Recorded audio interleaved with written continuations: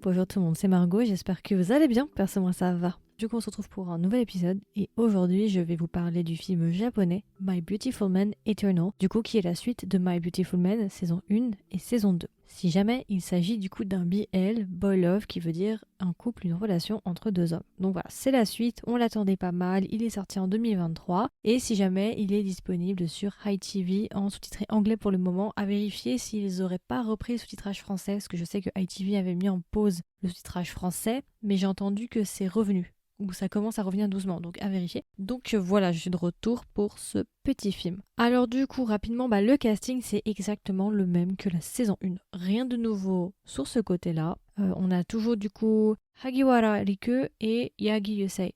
Ce sont toujours qui jouent du coup respectivement Hira et Kiyoi. Donc on est toujours sur ces mêmes personnages-là et on reprend exactement le même casting que la saison 1 et la saison 2. Du coup, rapidement le résumé, le film en fait se place après la saison 2. Principalement, on va traiter la carrière de Kiyoi, principalement, et la relation entre Kiyoi et Hira. Dans cette version-là, je ne ferai pas de spoilers pour ceux qui n'ont pas vu le film. Comme ça, voilà, je vais essayer d'être claire, concise, mais sans spoilers. Alors du coup, qu'est-ce que j'ai pensé de ce film en point positif et en point négatif? Alors, déjà j'étais très surprise parce que c'est vrai que j'avais complètement oublié son existence. Je l'attendais beaucoup quand c'était sorti, je crois que c'était en avril-mai. Après j'ai complètement zappé et il y a pas longtemps je suis tombée dessus par hasard. Donc je me suis dit pourquoi pas tester hein.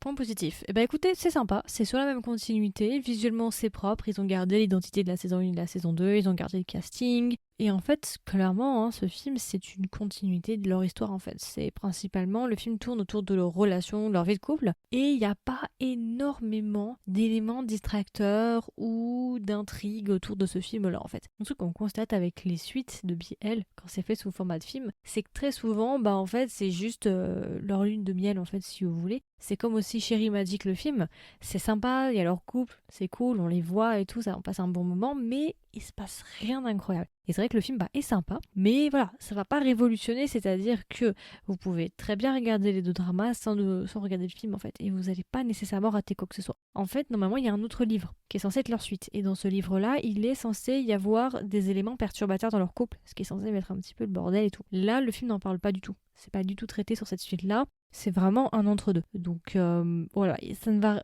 Vous ne ratez rien techniquement de leur histoire si vous ne regardez pas, c'est vraiment si vous voulez avoir leur couple et voilà. C'est vrai qu'on traite un peu plus du coup l'aspect professionnel de Kiyoi, vous savez sa carrière dans la photographie. C'est traité davantage, la relation professeur-élève dont j'avais parlé, elle est traitée davantage, donc ça c'est pas mal. Et voilà, c'est à peu près tout. Un point négatif, comme je vous l'ai dit, bon, il te passe pas non plus des masses, voilà, c'est une vie de couple. Voilà, c'est changer les couches, sortir le chien, c'est un peu ça quoi. Pour moi, c'est un peu un point négatif parce que c'est vrai que c'est pas trop l'étape du couple que j'aime voir portrayée à la télé ou dans une histoire, c'est ce qui m'intéresse un peu moins, mais bon, voilà, ça reste quand même un bon film. Alors du coup, si je devais recommander le film à un ami ou une amie, qu'est-ce que je lui dirais et est-ce que même je recommande le film? Je le recommande si vous aimez le couple, si vous voulez voir un petit peu plus de leur vie de couple, si vous voulez voir aussi comment ils évoluent dans leur carrière professionnelle parce que là, normalement, leur année d'université est presque terminée. Donc voilà, et du coup, si je devais donner une note sur 20 à My Beautiful Man Eternal, combien est-ce que je lui mettrais? Je lui mettrais 15 sur 20. Voilà, il passe ma barre dans le sens où ils n'ont pas détruit l'œuvre originale comme un certain drama dont je ne citerai pas le nom.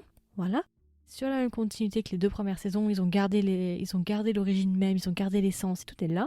Mais c'est juste que voilà, c'est une extension des deux saisons, mais il n'y a pas réellement d'intrigue. Donc ça passe ma barre des 15. C'est pas le film de l'année, c'est pas mon film préféré, mais c'est pas une bouse non plus. Donc voilà.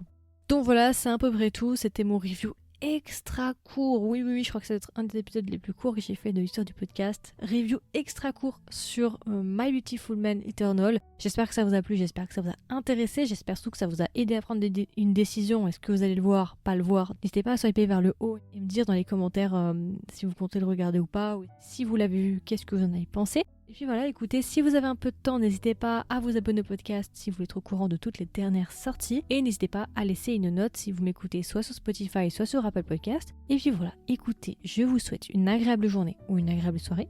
Et je vous dis à la prochaine pour un nouvel épisode. Bye bye!